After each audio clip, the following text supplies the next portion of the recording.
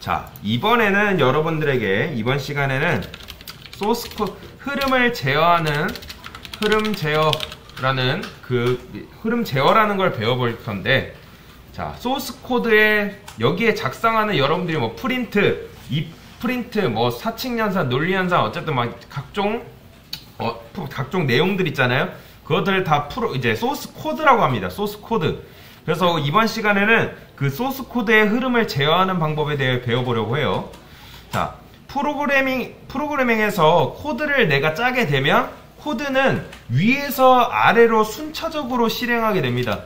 내가 예를 들어 여기다가 프린트, 자, 이제 A를 하게 되면, 자, A를 넣게 되면, 자, 이런 식으로 순차적으로 코드가 실행이 됩니다.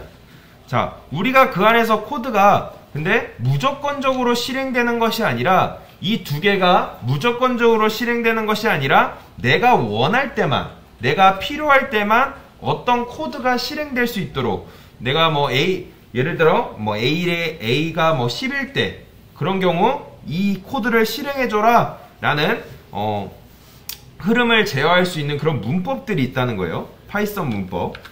그래서 흐름을 제어하는 문법 중에는 어떤 것이 있냐면 조건문과 반복문이라는 게 존재합니다.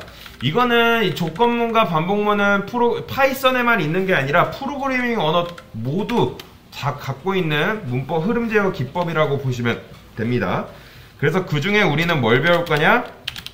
if문이라는 걸 배울 겁니다. if문은 조건문의 한 종류입니다. 여러분들 나중에 배우겠지만 while이라는 것도 있습니다. while. 이거는 지금 안 배울 건데, 어쨌든 if문에 대해서 우리가 간단하게 여러분들 if문이 뭐고 어떻게 if문을 우리가 사용하는지에 대한 부분들을 배워볼 겁니다.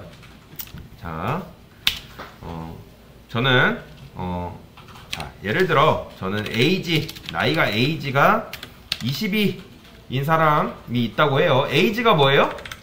나이잖아요. 그러니까 age라는 변수를 선언하고 20이라는 값을 그 안에다 넣어줬어요. 그래서 저는 이런 식으로 작성을 해볼게요. 뭐 여러분들 직접 작성 안 하시대요 지금.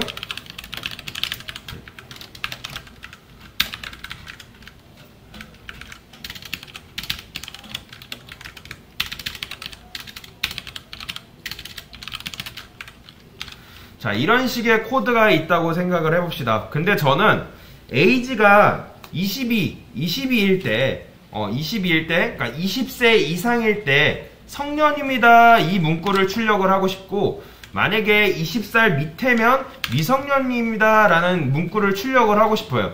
근데, 자, 여기서 여러분들 그냥 코드를 실행을 하게 되면 어떻게 나오겠어요? 당연히, 아까 프로그램은 위에서부터 순차적으로 다 실행된다고 말씀드렸기 때문에, 자, 이 두 개가 다 출력되는 걸 여러분들이 눈으로 확인을 할 수가 있습니다. 자, 이렇게 해주면 코드가 다 실행되는 거예요. 그런데 저는 여기서 조건이라는 걸 줘서 이 age 값에 따라서 성인입니다, 뭐 성년입니다, 미성년입니다 라는 것을 둘 중 하나를 출력하고 싶어요. 그래서 그럴 때 쓰는 것이 뭐이냐? if문이라는 겁니다. 자, if문을 어떻게 쓰냐? 앞에다가 if를 쓰시고, 자, 조건을 내걸어야 된다 했잖아요. age, 그리고 저는 20세 이상인 경우에는 20을 포함해야 안 해요? 다 20을 포함을 하겠죠? 그 다음에 이렇게 이걸 써주셔야 됩니다. 자, 이거를 써주시고 이렇게 작성이 가능하는데, 여기서 끝나는 게 아니라 프린트 앞으로 가셔서 여기다가 탭 한번 주시면 됩니다. 탭을 이렇게 주시면 이렇게 떨어지는 걸 확인을 할 수가 있습니다. 자, 그 다음에 하나 더 해볼게요. if age가 20인 경우, 20보다 작은 경우, 그리고 이렇게 해보겠습니다. 자, 여러분들 무조건 프로그래밍 작성할 때 여기 보면 탭 한번, 이거는 탭 한번, 탭이 이렇게 떨어져 있어요.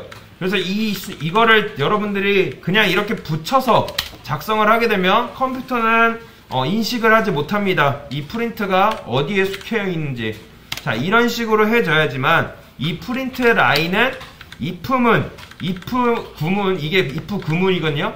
if 구문에 이 프린트라는 것은 종속되는 거예요. 종속. 그래서 if 이 프린트라는 이 문구는 여기에 이 문구에 딸려 있다라고 보시면 돼요. 그러니까 요게 하나가 되는 거죠. 요게 한 세트. 요것만 있어서도 안 되고, 요렇게만 있어서도 안 되고, 또 그렇다 해서 요거를 이렇게 작성해서도 안 됩니다. 그래서 무조건 이 조건식을 작성을 한 다음에 한번 탭 이런 식으로 작성을 해 주셔야 됩니다. 자, 이런 식으로 우리가 조건을 부여를 할 수 있는데, 자, if가 만약이잖아요. 만약에 age, 나이가 20세 이상이면 성년입니다 라는 걸 출력을 하게 되고, 자, 만약에 age가 20살 밑이면 이게 미성년입니다 라는 걸 출력을 하게 되는 거예요. 자, 이렇게 하게 되면 어떤 값이, 둘 중에 어떤 값이 출력이 될까요? 자, 당연히 그렇죠. 성년입니다가 출력이 되겠죠. 왜요? 내가 이 조건식 첫 번째 if 조건문에 나이는 20살 이상이면 성년입니다인데, 성년입니다, 이걸 출력을 해달라 했기 때문에 이 둘 중에 요거의 위에 구문이 출력되는 걸 확인을 할 수 있습니다.